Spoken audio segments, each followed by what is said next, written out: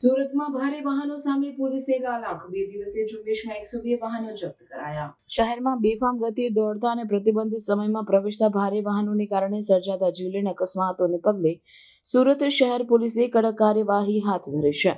છેલ્લા 2 દિવસમાં ચલાવવામાં આવેલી વિશેષ ઝુંબેશ અંતર્ગત પોલીસ દ્વારા નિયમ ભંગ કરનારા 102 જેટલા ભારે વાહનોને જપ્ત કરી કાયદેસરની કાર્યવાહી શરૂ કરવામાં આવી છે। આ કાર્યવાહી મંગળવારે સવારે રાહુલ રાજ મોલ પાસે કોન્ક્રીટ મિક્સર ટ્રકની અડફેટે એક સુરક્ષા સુપરવાઇઝરના મૃત્યુ બાદ વધુ સઘન બનાવવામાં આવી હતી।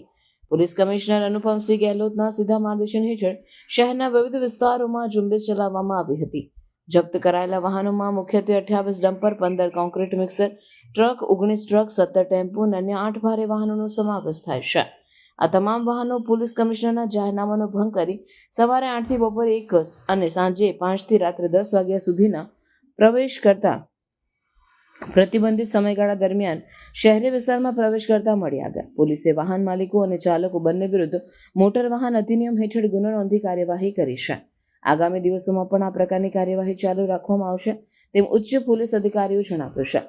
ટ્રાફિક નિયમન માટે હવે ડ્રોન કેમેરા અને શહેરના સીસીટીવી નેટવર્કનો પણ ઉપયોગ કરવામાં આવશે, જેથી બેફામ વાહન ચાલકો પર નજર રાખી શકાય। આ ઉપરાંત બીઆરટીએસ અને સિટી બસ ચાલકો દ્વારા થતા ગતિના નિયમ ભંગની વધતી ફરિયાદોને ધ્યાનમાં રાખીને પોલીસ વિભાગ મહાનગરપાલિકાના અધિકારીઓ સાથે બેઠક યોજી ગતિ નિયંત્રણ અને ચાલકોમાં શિસ્ત લાવવા માટેની યોજના પણ ઘડશે।